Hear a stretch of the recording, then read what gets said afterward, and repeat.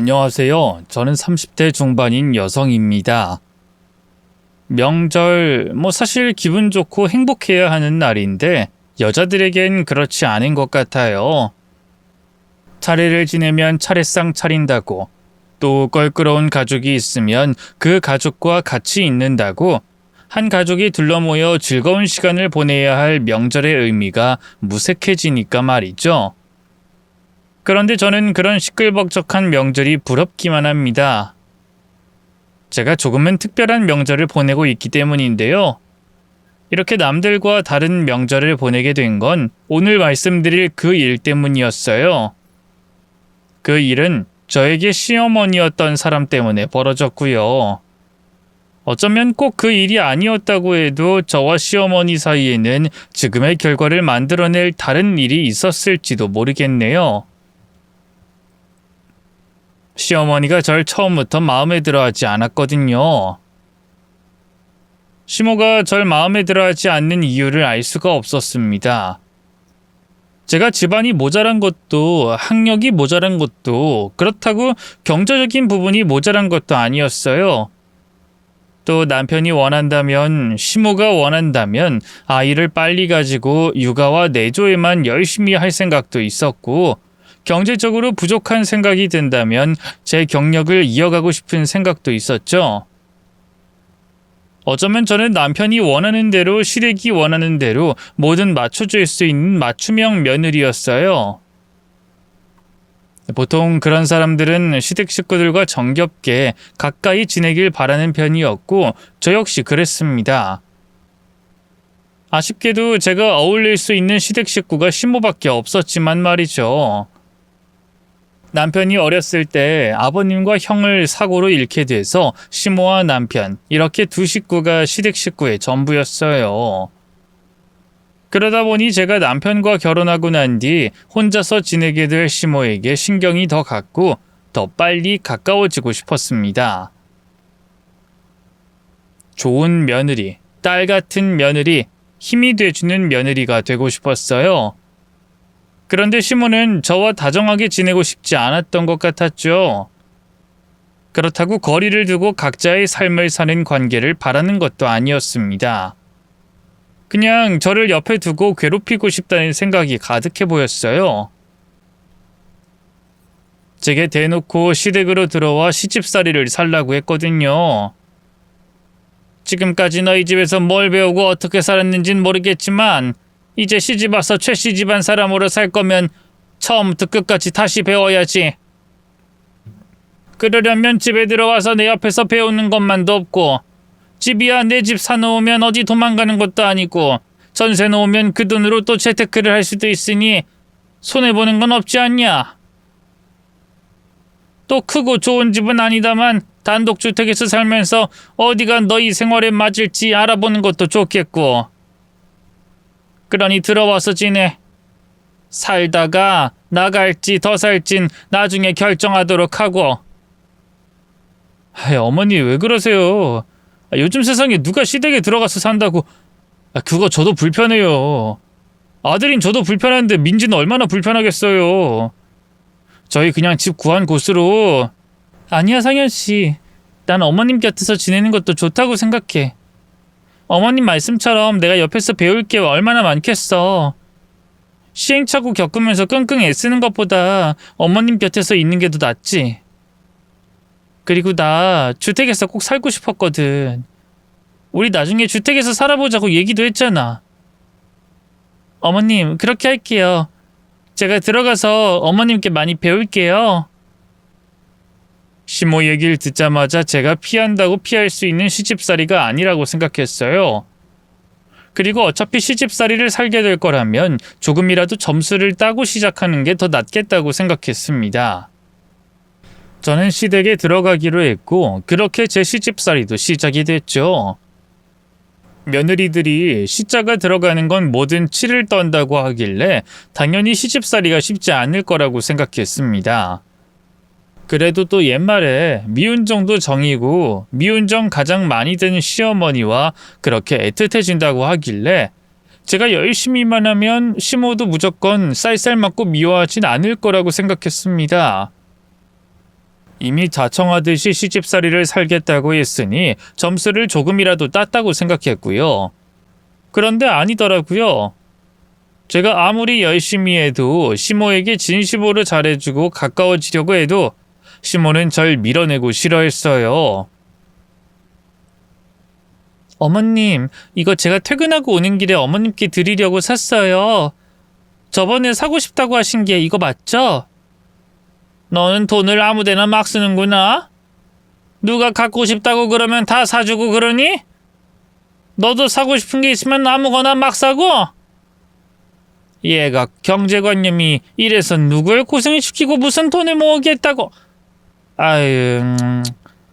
아니에요. 어머님께서 가지고 싶다고 말씀하셔서 제가 기억해놨다가 산 거예요. 저 카드 명세서 보시면 아시겠지만 절대 돈 함부로 안 써요. 꼭 써야 하는 곳에만 쓰죠. 그래? 그럼 돈은 그렇게 잘 쓰면서 시간을 옳게 쓰는 법은 못 배웠나 보다? 고작 이거 하나 사겠다고 얼마나 늦은 거니? 밥은 언제 먹고 정리는 언제 하며 남은 집안일은 언제 할래? 하여튼 내가 입만 살아가지고는. 그리고 내 입에서 나온 말 다 믿지 마라. 이거 사고 싶다는 것도 그냥 한 소리였어. 나 이딴 거 필요 없다고. 고된 시집살이? 그거 남자들 갔다 온 군대라고 생각하고 하면 할 수 있었어요. 거기다 제가 시집살이를 자청하기도 했으니까요. 그런데 시모의 변죽과 모진 소리는 견디기가 어려웠습니다. 변명이 아닌 해명을 해도 제게 뭐라고 했고 배운 일을 잘해도 하라는 일을 해놔도 꼭 제게 욕이 돌아왔죠.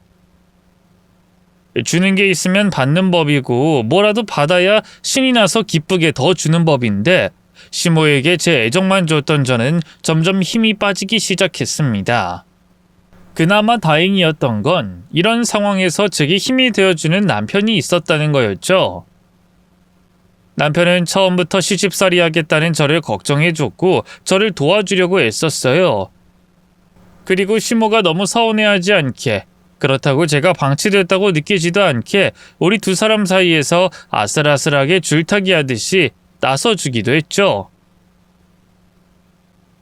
시모가 너무 심하게 나왔을 땐 큰 소리를 내면서 화도 내줬습니다. 너 진짜 구제불능이구나. 넌 회사를 어떻게 다니니? 요즘 같은 세상에 인터넷에 치면 다 나오는 것을 이것도 하나 못해? 아니, 내가 하라는 대로만 해. 딱 들어봐도 좀 이상한 것 같으면 찾아보고 확인해 볼 것이지. 결국 이걸 이렇게... 아휴, 진짜 멍청한 건지 아니면 어디 잘못돼서... 어머니, 혼을 내시더라도 인격 모독까지는 하지 마세요. 그리고 어머니도 말씀하신 것처럼 제대로 설명을 안 해줘서 이렇게 된 거라면서요. 그런데 무조건 이 사람 탓이라고만 하시면 안 되죠. 너 지금 제 편 드는 거야? 넌 좋겠다. 우리 아들이 너만 좋아해서. 이제 부모도 모두 못 알아보고 너만 편들어서. 넌 어떻게 그 혀만 쓸 줄 아니?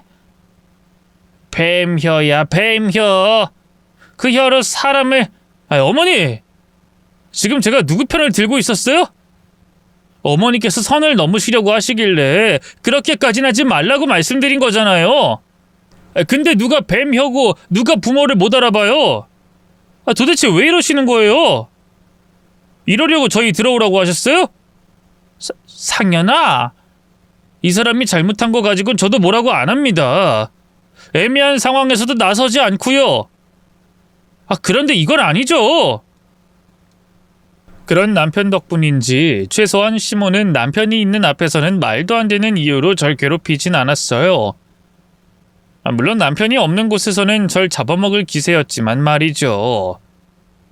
그래도 이게 전부 다 테스트 중이라고, 또 제가 조금만 더 참으면 시모와의 관계가 개선될 거라고 생각하며 참고 버텼습니다. 참고 버티고 버티다 정말 안 되겠다 생각되면 그땐 시댁을 나와도 됐으니 참을 수 있을 때까진 참으려고 했죠.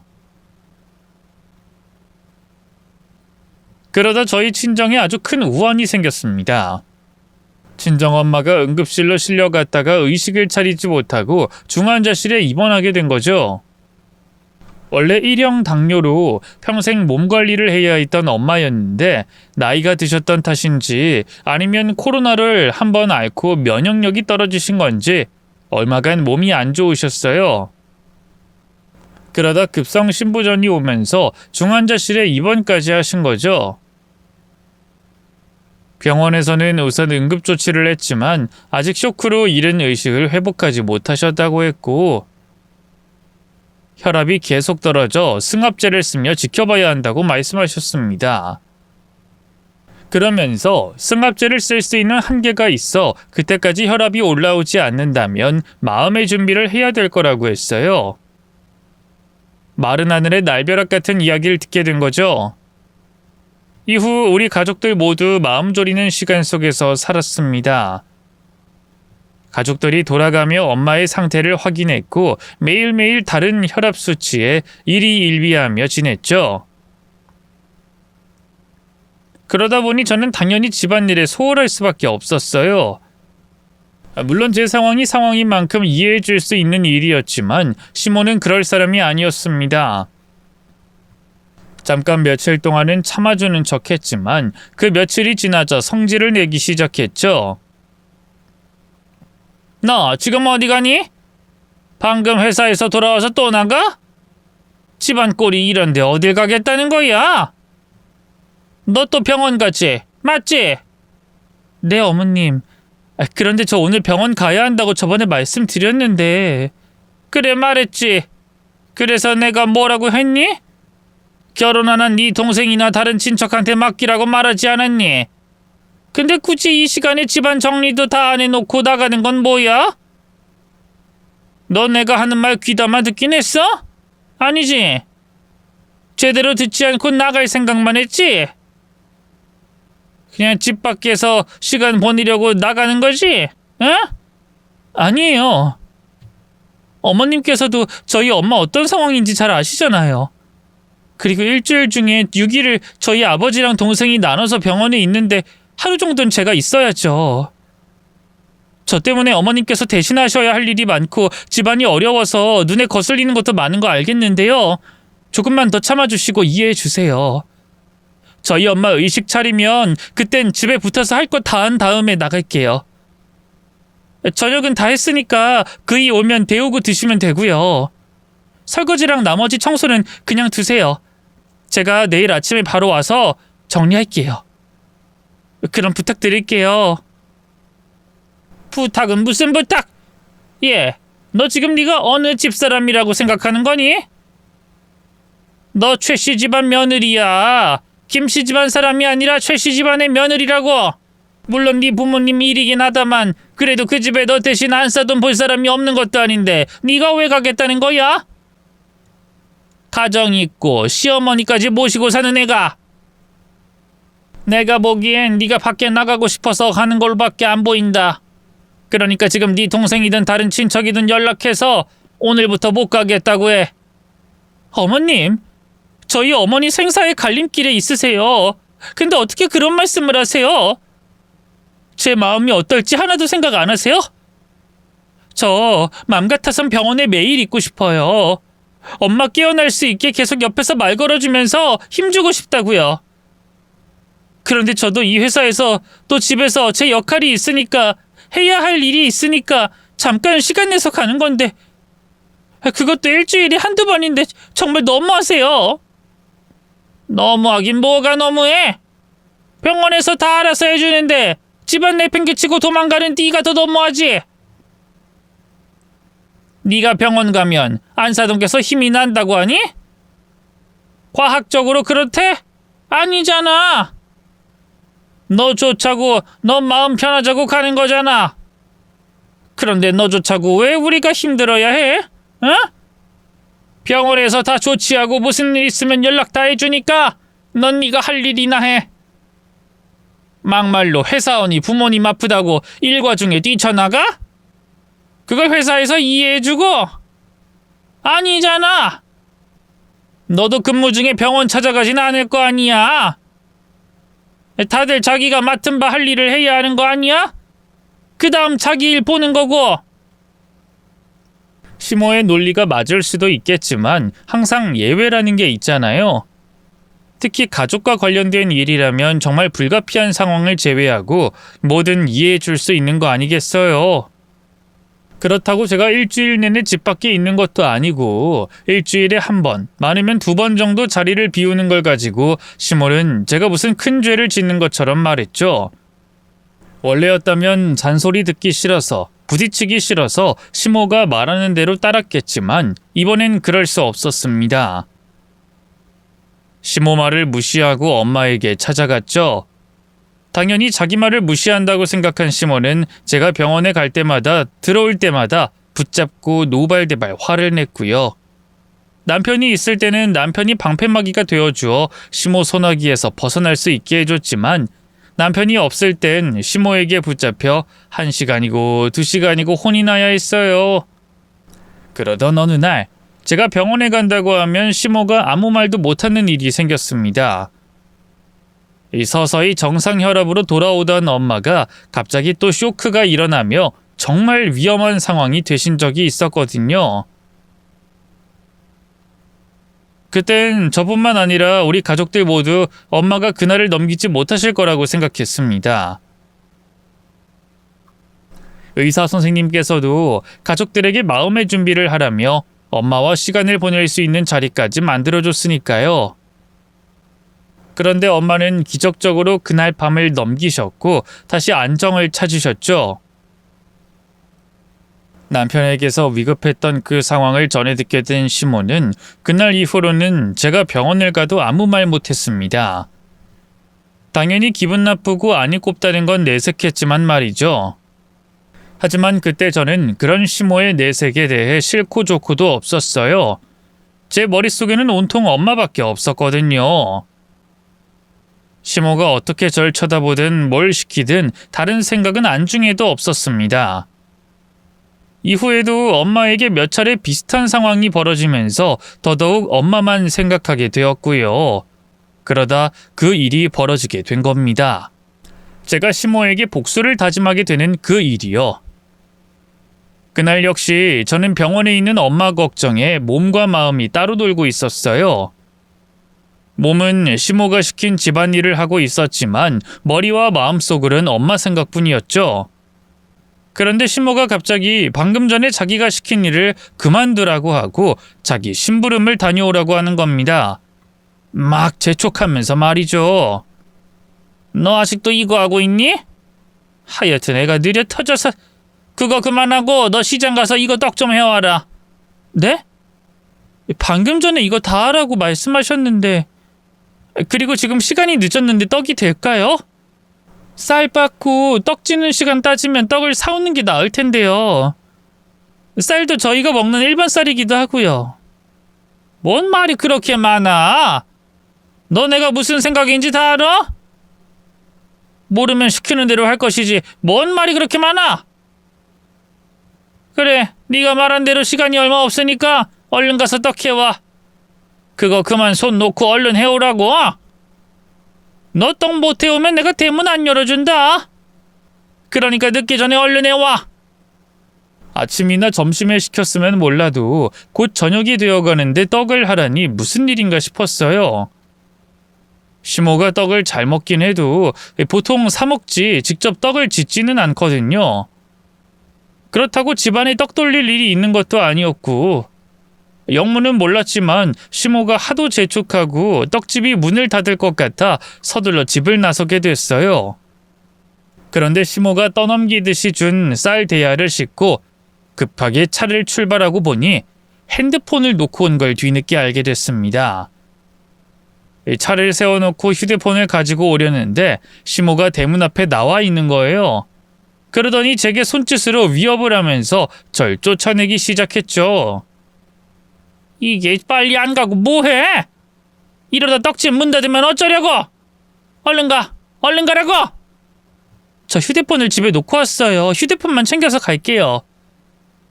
정신머리 없는 년이 휴대폰 챙기러 갔다가 또 뭘 놓고 가려고? 그냥 가!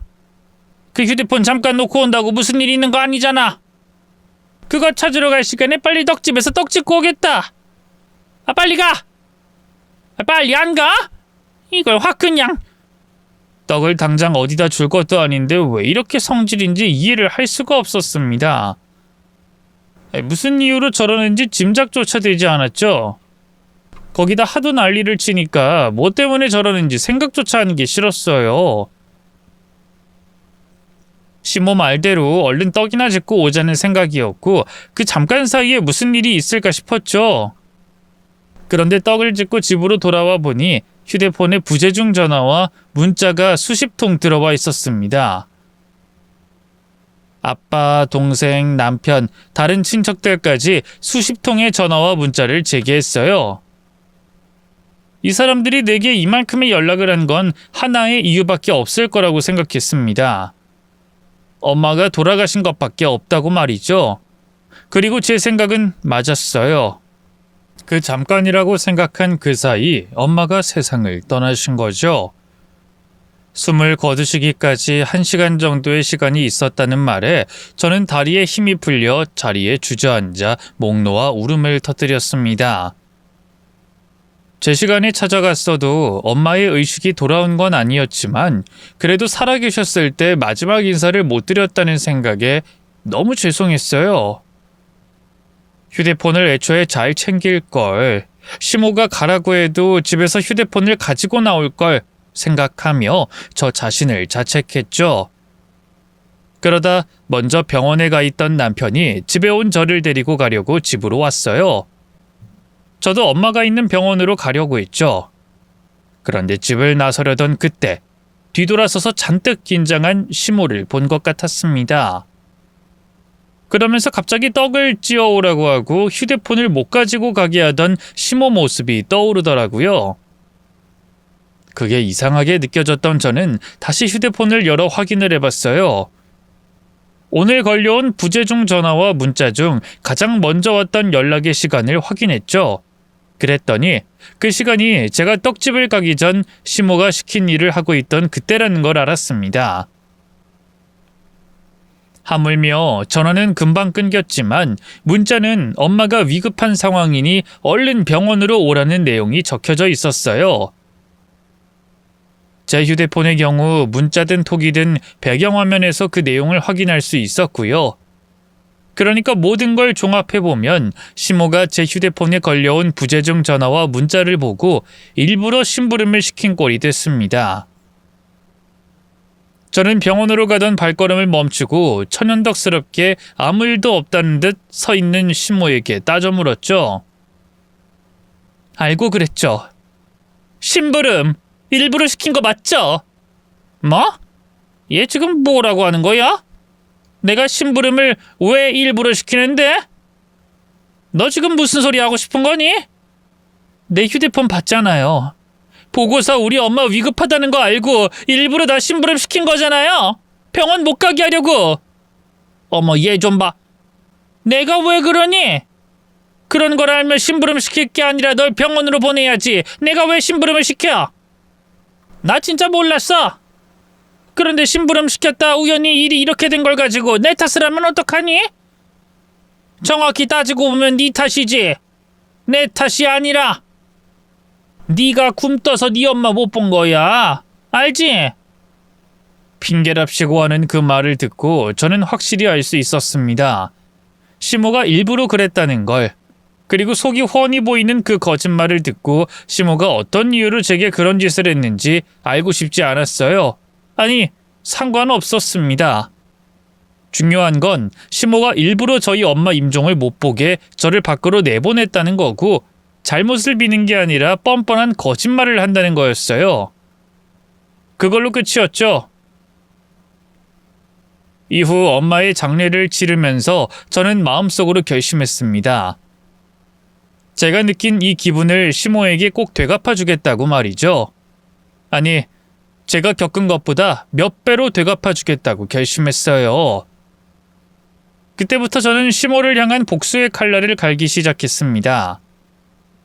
그날 이후 저는 제 머릿속으로 생각했던 완벽한 복수를 위해서 제 기분과 시모를 향한 감정을 절대 겉으로 드러내지 않으며 계속 기다렸어요. 그런 일을 저지르고도 저에게 쌀한 톨만큼의 미안함이나 죄책감 없는 시모의 행동을 참고 또 참았죠. 물론 한 번씩 욱하던 감정이 치솟을 때가 있었습니다. 특히 친정엄마의 기일이 가까워지면 그날의 기억과 감정이 떠올라 참기가 힘들었죠. 또 시모도 그날이 제게 어떤 아픔을 떠올리게 하는 날인지 누구보다 잘 알아서 그런지 제게 더 들러붙어 제 신경을 건드렸어요. 너 이번에도 안 싸던 제사 지내러 갈 거니? 네, 지내러 가야죠. 내가 채서 그거 지내지 말라니까 그러네. 거기 찾아오는 귀신 네 안 싸던 아니라니까. 그건 너희 집 괴롭히는 마귀라고 마귀. 하나님께 기도하면서 쫓아내진 못할 망정 음식을 가져다가 마귀 입에 넣어줘? 마귀가 참 고마워하겠다. 네 친정에 좋은 일이 가득하겠어. 아휴, 정말 지 잘되라고 생각해서 하는 시어머니 말은 죽어도 안 들어요. 어쨌든 안 사돈 제사 가는 거 가지고는 뭐라고 더 안 하마. 갔다 와서 집에 들어오기 전에 꼭 주기도문 사도신경 외워서 네 몸에 붙은 귀신 떼어놓고 와라. 어때? 고맙지? 네. 그 표정은 뭐니? 안 고마워? 내가 제사 보내주겠다고 하는데. 야, 우리 교회에 나 같은 시어머니는 없어. 며느리 제사 지낸다고 보내주고 이해해주는 시어머니가 어딨겠냐고. 당연히 못 갖게 붙잡지. 그런데 고마운 것도 모르고 말이야. 하여튼 애가 싸가지가 없어요. 싸가지가. 근데 너 설마 그날 내 심부름하러 갔다가 생긴 일로 아직 감정이 남았니? 그것 때문에 그따위 표정 짓고 있는 거야? 아유, 내가 뭘 더 얼마나 해명해야 하는 건지. 누가 보면 그날 내가 널 붙잡고 안놔준 줄 알겠다. 지가 잘못한 걸 어떻게 아직도 내 탓을 하는지. 아이 그래, 내 잘못이다. 나 때문에 그날 그렇게 됐어. 됐지? 아직 안 됐니? 그럼 뭐도 어떻게 해줄까?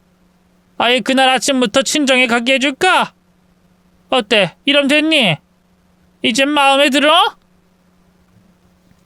시몬은 일부러 친정엄마의 임종을 못 보게 된 게 자기 탓이 아니라는 말을 제 앞에서 꺼내며 제 속을 긁었습니다. 그럴 때면 저도 모르게 이빨을 힘껏 물게 되고 주먹이 꽉 쥐어지곤 했어요. 그리곤 당신 때문에 우리 엄마 임종을 못 보게 된 거라고, 악마 같은 당신이 일부러 날 못 가게 막지 않았냐고 소리치고 싶었습니다. 지금 당장 그 자리에서 신모 머리털을 뽑고 입을 찢으며 그날의 복수를 하고 싶었어요. 하지만 참아야만 했습니다. 고작 그 정도 복수는 할 수 없었어요. 몸에 남는 상처는 금방 아물기만 할 뿐이었으니까요. 마음이 타다 못해 부서진 것 같은 고통과 애탐을 느끼게 하고 싶었습니다. 친정엄마가 돌아가신 그날 제가 느꼈던 감정처럼 말이죠. 그래서 울컥울컥 솟아나는 화를 참으며 버티고 버텼어요. 그러다 그 일이 있고 정확히 5년이 되어가던 해, 제가 드디어 그렇게 벼르고 있던 시모에게 복수할 수 있는 날이 찾아왔습니다. 그것도 아주 운 좋게 또 급박하게 말이죠. 자정이 넘은 늦은 밤, 시몬은 휴대폰으로 걸려온 전화 한 통을 받고 난 이후 소리를 지르며 방에 있던 절 불렀습니다. 그게 제 복수의 시작을 알리는 소리였죠. 민지야, 얼른 나와. 얼른 요양원으로 가자. 얼른 옷 갈아입고 운전할 준비하라고. 어머님, 갑자기 무슨 일이세요? 이 새벽 갑자기 요양원이라니. 우리 엄마, 가엾은 우리 엄마. 오늘을 버티시기 힘들 것 같다고 연락 왔다. 위급하다고 하니까 지금 당장 운전해서 가자. 너 지금 뭘 멍하니 있어? 얼른 옷 안 갈아입어? 네? 할머님께서요? 사실 시모에게는 친정엄마가 되는 분이 아직 살아계셨어요. 그러니까 저에게는 시할머님이 되는 분이었는데 제가 남편과 결혼하기 전부터 치매를 앓고 계셨고 치매 진행이 이미 많이 되어 있으셔서 전문 보호자 없이는 일상생활이 불가능한 상황이었습니다. 그래서 저와 남편이 결혼하기 전부터 요양원에서 지내고 계셨고 가족도 못 알아보셨죠. 그 모습을 보기 힘들었는지 시모는 시할머님이 계신 요양원에는 잘 안 찾아갔어요. 그렇다고 자기를 낳아준 어머니 소식을 아예 안 궁금해하는 건 아니었고요. 대신 요양원 관계자분들이 보내주신 사진이나 걸어오는 영상통화로 할머님을 만나는 걸 대신하고 있었죠. 그리고 제가 노렸던 건 바로 시할머님께서 돌아가시는 그날이었습니다. 시할머님께서 연로하시고 치매까지 앓고 계셨으니 이별의 순간이 곧 찾아오는 건 너무나도 당연했어요. 그 순간 제가 시모의 앞을 가로막는다면 받은 것 그대로 돌려줄 수 있을 거라고 생각했습니다. 아니, 제가 받은 것을 배로 돌려줄 수 있었다고 생각했죠. 과거 친정엄마 돌아가신 날 저는 시모의 계략에 빠져 친정엄마의 상황을 알 수 없었고 또 임종을 볼 수 없었지만 시모는 아니었잖아요. 제가 가로막지만 않는다면 충분히 자기를 낳아준 엄마의 마지막을 볼 수 있었고 곁에 있을 수 있었잖아요. 그러면 앞을 가로막고 있는 저로 인해 얼마나 절망적이겠고 얼마나 간절하고 애가 타겠어요. 저는 그걸 노렸습니다. 거기다 그때는 남편이 잘 가지도 않던 출장을 갔던 날이었어요. 출장 간 곳이 가까운 외국이었습니다만 그래도 그 시간에 바로 올 순 없었기 때문에 남편이 집으로 올 수도 없었죠. 그래서 시모를 도와줄 사람이 저 빼고는 없었습니다. 저마저 없다면 시모는 혼자였고 혼자서 절 상대해야 했죠. 저는 어서 빨리 요양원으로 가자는 시모의 말을 단박에 거절했어요. 저 오늘 피곤해서 안 되겠는데요? 아까 낮에 어머님께서 시키신 일이 피곤했는지 운전은 무리인 것 같아요. 뭐? 야, 너 지금 내 말 못 들었어? 우리 엄마 위급하다고? 숨 넘어가게 생겼다고? 그런데 지금 피곤하다는 말이 나와? 피곤하니까 피곤하다고 하죠. 밤늦게 운전하다가 사고라도 나면 어쩌려고요? 그렇게 급하신 상황이면 어머님께서 직접 운전하고 가세요. 여기 차 키요. 야! 내가 운전할 줄 알면 너랑 이러고 있겠어? 인연이 미쳤나? 아까까지 잘 있다 갑자기 왜? 너 설마 그날 네 엄마 임종 못 보게 했다고 나한테 이러는 거니? 그날에 복수하는 거야? 복수요? 무슨 복수? 아, 제가 어머님 심부름 늦게 해서 저희 엄마 곁에 못 있어준 거요? 근데 제가 왜 복수를 해요? 어머님도 매번 말씀하시지만 그날 제가 굼떠서 생긴 일이잖아요. 그럼 제 잘못인데 왜 애꿎은 어머님께 제가 복수를 해요? 지금은 제가 정말 피곤해서 그래요. 그러니까 직접 운전하세요. 이 때려 죽일년. 지금 사람 목숨이 왔다 갔다 하는데 이렇게 나와? 그것도 우리 엄마가 돌아가시게 생겼는데 우리 상현이 할머니, 네 시할머니 되는 분인데 네가 그러고도 인간이야? 인간 탈을 쓰고 어떻게 이런 짓을? 어이가 없네. 그럼 우리 엄마는요? 우리 엄마는 제게 하나밖에 없는 엄마고 그이 장모님이고 어머님 사돈 아니에요? 그런 우리 엄마 돌아가시기 전엔 일부러 내게 그런 짓을 해놓고 내가 똑같이 하니까 인간이냐고요? 그럼 어머님은 뭐예요? 맨날 노래 부르는 그 사탄인가 마귀인가 그거예요? 인연이? 너 두고 보자. 내가 지금 네가 한 말, 네가 한 행동 하나도 빠짐없이 상현이한테 전할 거니까. 그리고 너 따위 필요 없어. 요즘 세상이 어느 때인데 너 없으면 내가 못 갈 것 같아? 제가 자기를 막아서는 이유를 알게 된 시몬은 재빨리 다른 방법으로 요양원에 가려고 했습니다. 휴대폰 앱으로 택시를 호출했던 거죠. 시몬은 그걸로 끝났다고 생각한 것 같았어요. 택시를 부르면 제가 자기를 막아설 방법이 없다고 생각했나 봅니다. 그런데 그게 무슨 상관이겠어요. 출발하려는 택시 앞을 막아 세우면 끝인데. 저는 시모와 함께 1층으로 내려가 있다 택시가 오자 그 앞을 가로막았죠. 그리곤 택시 기사분에게 현금을 드리면서 돌아가시라고 말씀드렸습니다. 기사님 죄송해요. 이분 무시하시고 다른 운행 잡으세요. 죄송합니다. 야! 내가 불렀는데 네가 왜 가라 말아, 야! 아저씨, 전현말 들을 필요 없어요. 들을 필요 없고 내가 좀 급하니까 얼른 갑시다. 얼른요! 어머님, 기사님께 그렇게 말씀하셔도 제가 택시 안 막으면 끝인 거 아시죠?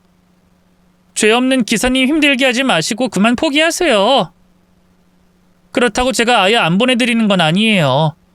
그러니까 조금만 있다가 가세요. 가만히 있기 뭐 하시면 제가 어머님처럼 심부름이나 시킬까요? 저 정신 나간 년이? 아저씨, 제 말 필요 없어요. 그냥 가요. 가자고요. 제발 좀 가자고요. 아니 사람이 앞을 막고 있는데 어떻게 갑니까? 이러다 사고라도 나면 내가 덤탱이 쓰지 손님이 책임지실 거예요? 뭐 때문에 이러는지 모르겠지만 내리시든가 아니면 빨리 서로 해결하세요. 왜 집안 싸움하는데 날 끌어들여서 사람 오도 가도 못하게 하냐고요. 아이 듣자 하니 차 앞에 있는 분이 손님 며느리분 같은데 빨리 해결 보시든가 아니면 내리시든가 하세요. 그냥 밀어버려요. 밀어버리라고. 지금 우리 엄마 곧 돌아가신다는데 지금 저런 년 목숨이 중요하겠어요? 아저씨, 저년 밀어버리고 우리 빨리 좀 갑시다. 이러다 우리 엄마 얼굴도 못 보고 보내겠어요. 네? 아저씨도 부모님 계실 거 아니에요. 제가 지금 우리 엄마 임종도 못 보고 그냥 보내게 생겼다니까요. 우리 엄마 치매로 몇 년이나 고생한 줄 알아요? 요양원에 있는 지 몇 년째인데 미안하다는 말도 못 전하고 보내면 내가 어떻겠어요? 그러니까 그냥 무시하고 갑시다. 네? 뭐라고요? 근데 며느리라는 분이 이러고 막아 세운다고요? 아니 세상이 어떻게 돌아가려고 이렇게 막 나가? 이러면 안 되지. 저 며느리 진짜 이상한 사람이네. 저기요 빨리 나와요. 무슨 일 때문에 시어머니 되는 분이랑 이러는지 모르겠지만 아무리 그래도 이건 아니지. 부모님 임종을 못 보게 하는 며느리가 어딨어? 내가 상관 안 하려고 했는데 이 같은 부모이자 자식 입장에서 도저히 가만히 있을 수가 없네. 지금 빨리 안 비키면 내가 옆으로 내던지든지 어디 묶어두든지 할 테니까 좋은 말로 할 때 나와요. 어서! 택시기사님 입장에서는 화가 날 만한 상황이었습니다. 일하러 왔다가 오도 가도 못하는 상황이 됐는데 눈앞에서 며느리가 시어머니에게 반인류적인 행동을 하는 걸 목격했으니까요. 거기다 택시기사님도 누군가의 자식이었고 부모님이라서 그런지 시모가 한 말에 큰 충격을 받고 도움을 주려고 하셨어요. 이러다간 시모를 이대로 보내줘야 할지도 몰랐죠. 그래서 저도 다른 사람에게 꺼내고 싶지 않던 얘기를 꺼냈습니다. 그렇죠? 기사님 생각에도 부모님 임종을 못 보게 하는 건 사람 할 짓이 아니죠? 근데 그거 제가 당했거든요. 그래서 제가 똑같이 갚아주는 거예요. 제게 시어머니 되는 저분이 우리 엄마 곧 돌아가신다는 연락 받고도 저 속여서 심부름 보낸 사람이라고요. 그래서 나도 똑같이 행동하는 건데 잘못됐나요? 잘못은 했어도 누가 먼저 이런 짓을 했는데 저만 당하고 있어요.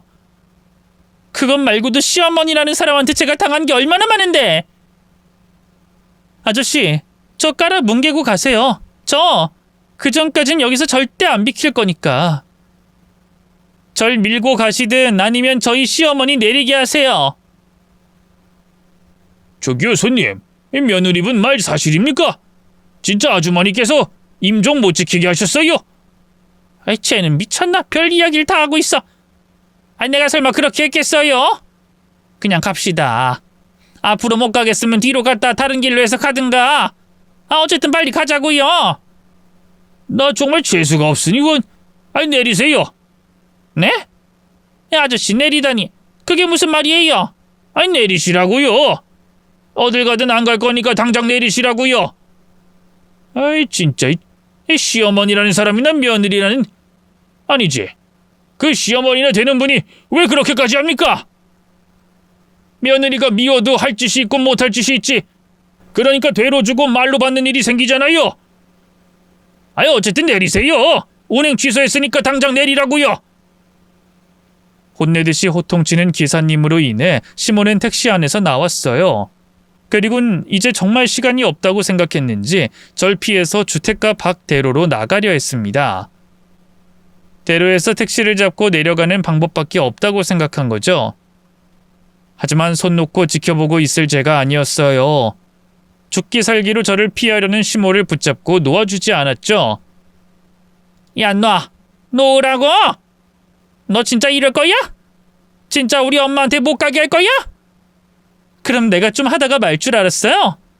내가 그런 각오로 막아 세웠을 것 같아요? 못 가. 절대로 못 간다고요. 야, 이년아! 넌 피도 눈물도 없냐? 우리 엄마 치매로 자식, 손주 못 알아보고 저 좁은 시멘트 병원에서 몇 년을 갇혀 살았어. 그렇게 고생하다가 이제 가는데 마지막 가는 길 곁에 있지도 못하게 해? 네가 이러면 천벌 안 받을 것 같아? 내가 너 천벌 받을 때 옆에서 지켜볼 거야. 너 천벌 받을 때까지 옆에서 볼 거라고! 천벌? 그까짓 거 봤죠 뭐. 근데 제가 처벌을 받는지 안 받는지 어머님께서 확인하실 수 있으실 것 같으세요? 천벌을 받아도 어머님께서 먼저 받겠죠. 천벌 받을 짓! 우리 엄마 임종 못 지키게 한 짓! 어머님이 먼저 했는데 처벌을 받아도 어머님이 먼저 받아야 순서가 맞지 않겠어요? 이게 진짜 뭐야? 내가 누구 때문에 이렇게 하는데? 누가 이렇게 만들었는데? 어머님 저한테 욕하는 거 그대로 어머님 스스로에게 욕이 된다는 거 알죠? 누가 더 나쁜 년인지 나쁜 짓인지 비교해도 어머님이 더하면 더했지 저보다 덜하지 않다는 것도 알죠? 근데 뭘 그렇게 피해자인 척 말해요? 그리고 아직 남았어요. 부모님 돌아가셨다는 말까지 들어야 나랑 똑같은 거고 내가 받은 그때 그 충격과 감정을 느낄 거라고요. 나 그때까지 붙잡고 있을 거니까 가만히 계세요. 괜히 저랑 신랑이 버린다고 힘 다 빼서 갈 수 있을 때 못 가지 마시고요. 그 말을 듣고 시몬은 모든 걸 포기한 듯 자리에 주저앉았습니다. 그러다 바닥에 무릎을 꿇은 채 제 다리를 잡고 엉엉 울며 잘못했다고 빌기 시작했어요. 제게 존댓말까지 쓰면서 님이라는 말까지 붙여가면서 말이죠. 예, 민지야. 아니, 민지님, 며느리님. 제가 잘못했습니다. 제가 정말 죽을 죄를 지었습니다. 만약 시간을 돌릴 수 있다면 제가 실수했던 그날로 돌아가고 싶어요. 돌아가서 절대 그때 그런 선택하지 않았을 거예요. 정말입니다. 제가 정말 잘못했어요. 제가 돌이킬 수 없는 실수를 했다는 걸 알지만 제가 때려 죽여도 시원치 않을 시어머니라는 걸 알지만 그래도 딱 한 번만 이번 딱 한 번만 용서해 주시면 안 될까요? 아니, 용서하지 않으셔도 됩니다. 저희 엄마 임종만 볼 수 있게 해주세요. 그럼 제가 이제까지 며느님께 잘못한 짓들 다 당하면서 살겠습니다. 당하면서 입도 뻥끗 안 하겠습니다. 제발 넓은 마음으로 저를 용서해 주세요. 네? 며느리님께서도 잘 아시지 않습니까? 제가 저희 엄마께 얼마나 볼 면목이 없는지. 근데 임종까지 못 지키면 엄마께 미안하다는 말마저 전하지 못하면 저 평생 가슴에 못이 박힌 채로 살아야 합니다. 제발 임종만 지킬 수 있게 도와주세요. 절대 한 입으로 두말하지 않겠습니다. 다시는 실수하지 않겠습니다. 인간 되어서 살아가겠습니다. 네? 시모가 울고불고 비는 건 저도 예상하지 못했던 일이었어요. 이제까지 제가 보아온 시모라면 화를 내면 냈지 절대 제게 사과할 사람이 아니었거든요. 아무래도 부모님과 관련된 일이라면 아무리 피도 눈물도 없는 못된 마음의 시모라고 해도 어쩔 수 없었나 봐요. 그러게 왜 그때 제게 그런 짓을 해서 몇 배로 돌려받는 건지 그런 시모의 모습을 보는 저는 마음이 참 복잡했습니다. 우리 엄마 임종 때는 그렇게 잔인하게 사람을 가지고 놀더니 자기가 저와 같은 입장이 되니까 눈물 콧물 짜고 존댓말에 님까지 붙이면서 부탁하는 게 참 가식적이고 못됐다 싶더라고요. 그런데 또 한편으로는 불쌍하고 안타깝고 제가 너무하다는 생각도 들었어요. 부모님 임종을 알면서도 못 본다는 게 어떤 심정인지 제가 누구보다 잘 알고 있었으니까요. 두 감정이 부딪히며 머리가 복잡하던 저는 바른 선택을 하기로 했습니다. 복수를 하더라도 시모와 똑같은 사람이 되긴 싫었어요. 복수는 이 정도로 하고 시모와 같이 요양원으로 향했습니다.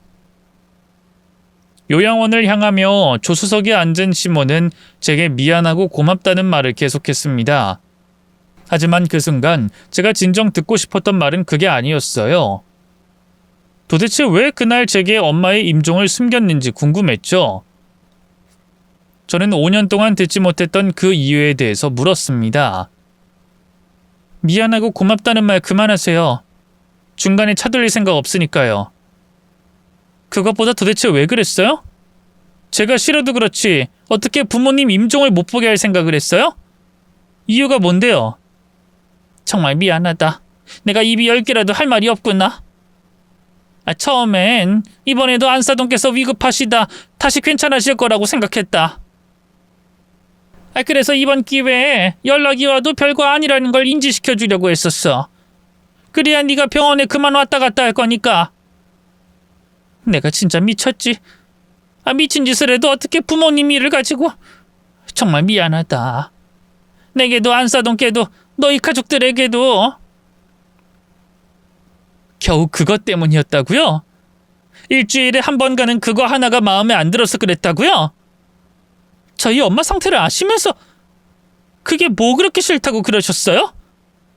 아니, 제가 뭐가 그렇게 싫어서 하는 행동 하나하나 다 미워하고 문제 삼으셨어요?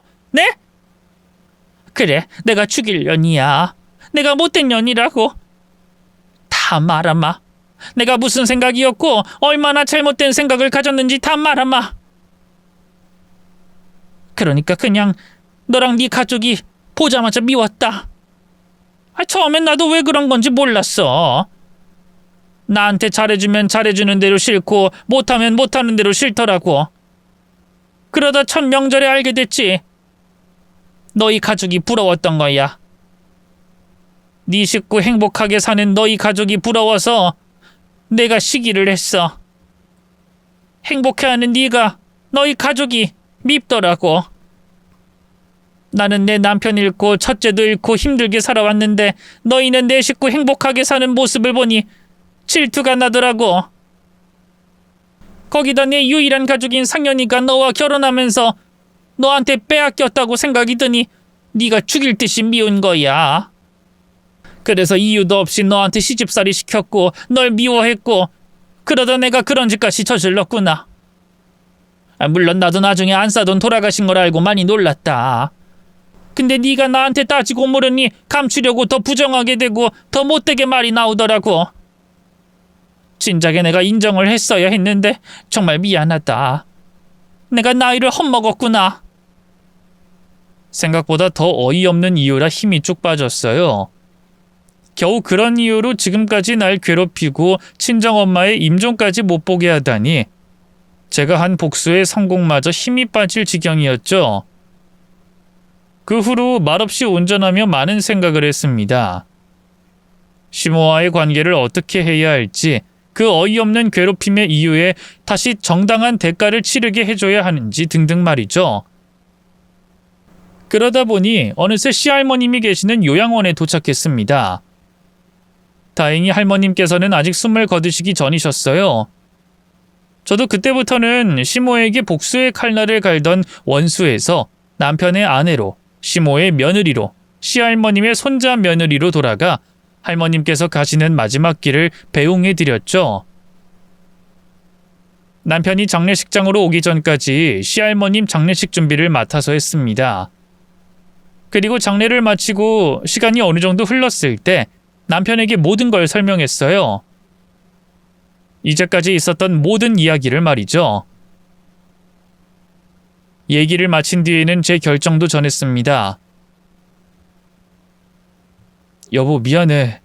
내가 가장 가까이 있으면서 무슨 일이 있었는지도 모르고 그런 일이 다시 또 없겠지만 이제부터는 만약이라도 생기지 않게 할게. 정말 미안해. 당신이 왜 미안해? 내가 말을 안 하면 어떻게 한다고. 그리고 당신이 있어서 그나마 버텼던 거지. 없었으면 버티지도 못했어. 근데 나 어머님 이전처럼도 대할 수 없을 것 같아. 그게 무슨 말이야? 이전처럼도 대할 수가 없다니? 말 그대로 나랑 어머님 사이가 이전에도 좋았던 건 아니잖아. 근데 이젠 그렇게도 못 지낼 것 같다고. 나 시어머니를 못 모셔. 아무리 이해하려고 해도 이해 안 돼. 복수까지 했으니까 감정 털어내려고 했는데 그 황당한 이유까지 듣게 되니 도저히 용서를 못 하겠어. 나 어머님 안 보고 살 거야. 그리고 내가 어머님을 다시 며느리로서 대하는 건 어머님 돌아가실 때밖에 없을 것 같아. 이런 내가 이해 안 된다면, 내 결정을 못 받아들이겠다면 우리도 갈라설 수밖에 없을 것 같아. 이런 말 전하게 되어서 정말 미안해. 시모가 제게 한 행동과 그 이유를 도저히 이해할 수 없었던 저는 남편에게 어머님을 시어머니로 모실 수 없다고 말했습니다. 그리고 이런 상황이 이해되지 않는다면 이혼하자고 말을 했죠. 남편은 큰 충격에 빠진 모습이었어요. 그리고 대답하기 어려워했습니다. 그럴 수밖에 없는 제 결정이었으니까요. 남편은 시간이 필요하다고 했고 시모에게 제 뜻을 전해도 될지 물어봤어요. 저는 그러라고 했죠. 일주일 뒤 남편은 자기 결정과 시모가 전해달라는 말을 제게 해줬어요. 우선 어머니께 말씀드렸는데 미안하다는 말부터 전해달라고 하시더라. 그리고 네 결정 이해한다고, 그 정도로만 참아줘서 고맙다고 전해달라고 하셨어. 이제부터 시어머니라고 생각 안 해도 되고 평생 안 찾아와도 된다고 말씀하셨고. 그리고 난 당신 이해해. 어머니도 저렇게까지 나오시는 걸 보면 당신이 내게 해준 것보다 더 심한 일들이 있었을 거라고 생각하니까. 어머니가 평소 당신에게 어떻게 하는지 봐오기도 했고. 대신 내가 어머니께 왔다 갔다 하는 건 상관없는 거지? 나 때문에 당신이 어머니 볼 일은 만들지 않을 거야. 어머니도 그렇게 하실 거고. 나도 부모와 자식 간의 관계를 끊으라는 건 아니니까. 그럼 됐네. 어머니도 인정하고 받아들이셨고 나도 당신의 결정 존중하니까. 마지막으로 내가 미안해 여보. 중간에서 조금 더 남편으로서 역할을 잘했다면 당신이 장모님 임종 못 지키는 일은 없었을 텐데. 앞으로 내가 잘할게. 시모는 자기가 한 일을 되돌아보고 반성했는지 평생 보지 않겠다는 제 결정을 받아들였습니다. 남편도 제 결정을 존중해줬고요.